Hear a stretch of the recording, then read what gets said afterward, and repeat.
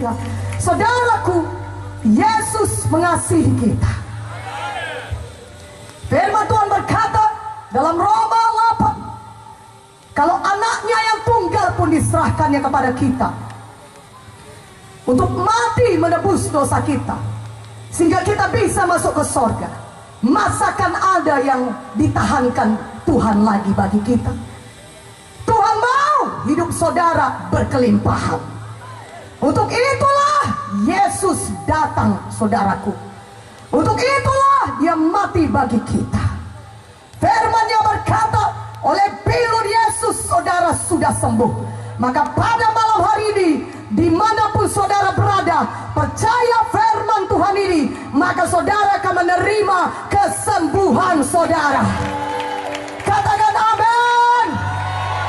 Setan itu jahat.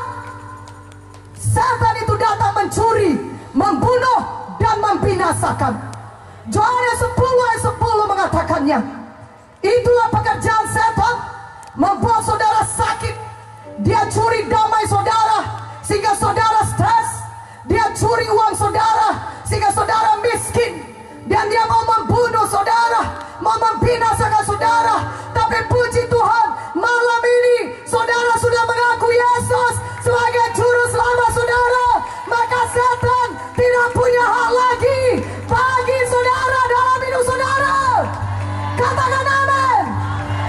Dan Tuhan sudah memberikan kuasa kepada kita menjadi anak-anaknya, menjadi anak Bapa di sorga.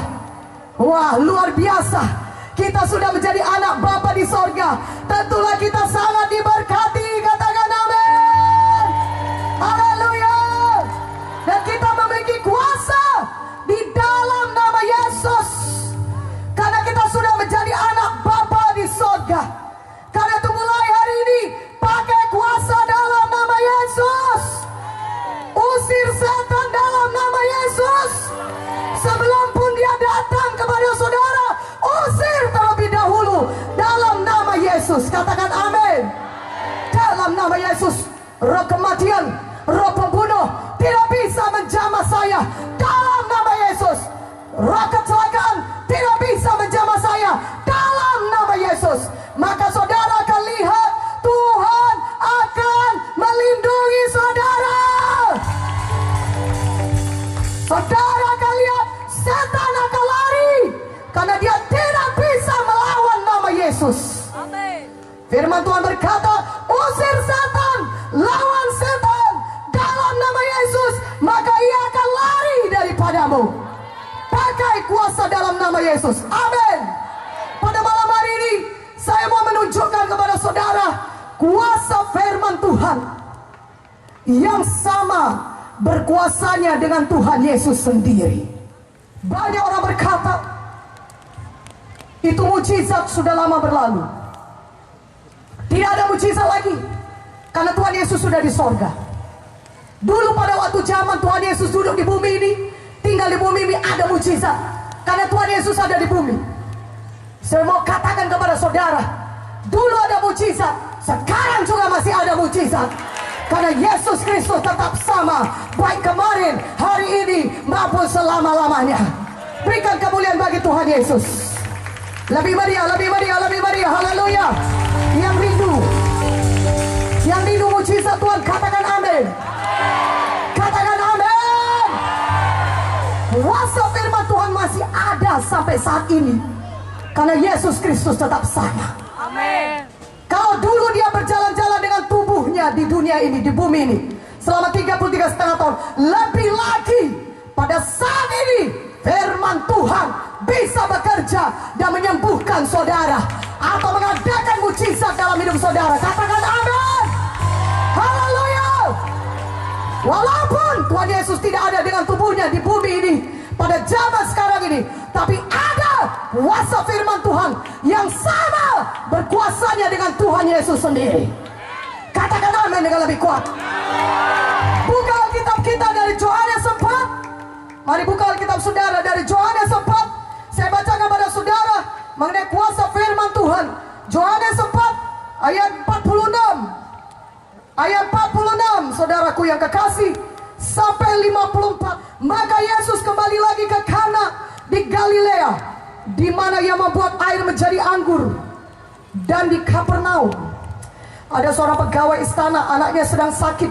Ketika ia mendengar bahwa Yesus telah datang dari Judea ke Galilea, pergilah ia kepadanya, lalu meminta supaya ia datang dan menyembuhkan anaknya, sebab anaknya itu hampir mati. Maka kata Yesus kepadanya, jika kamu tidak melihat tanda dan mujizat, kamu tidak percaya. Pegawai istana itu berkata kepada Tuhan, datanglah sebelum anakku mati. Kata Yesus kepadanya, pergilah, anakmu hidup.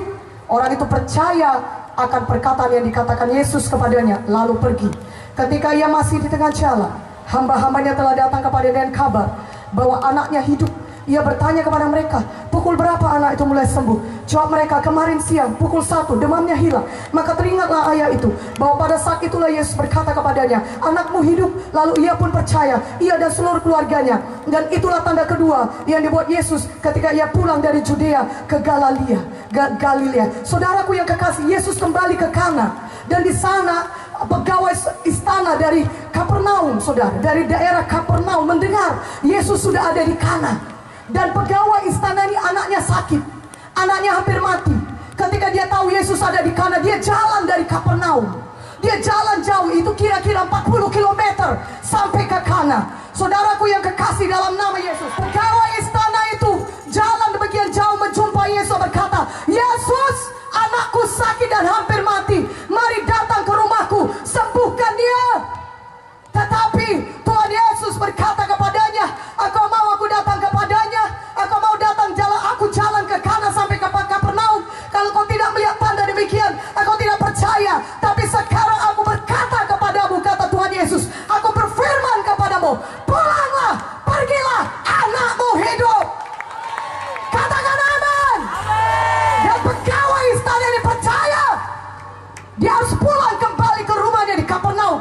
Tapi dia percaya, walaupun Yesus tidak datang ke rumahnya, tapi ada firman Tuhan. Tuhan mengucapkan firman-Nya, pulanglah, anakmu hidup. Dia percaya. Mana amin yang lebih kuat, aminnya? Dia percaya. Maka apa yang terjadi ketika dia berjalan pulang kembali Kapernaum? Itu agak jauh. Dia pasti mungkin jalan kaki. Zaman dulu tidak ada mobil yang cepat, 40 km.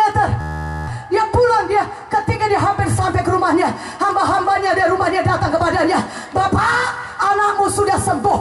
Dia bertanya, kapan anakku itu sembuh? Kira-kira jam 1 siang, demamnya hilang. Dan dia ingat ketika itulah Yesus menyampaikan firman-Nya, berkata, pergilah, anakmu hidup. Mana aminnya? Yang mengerti katakan amin.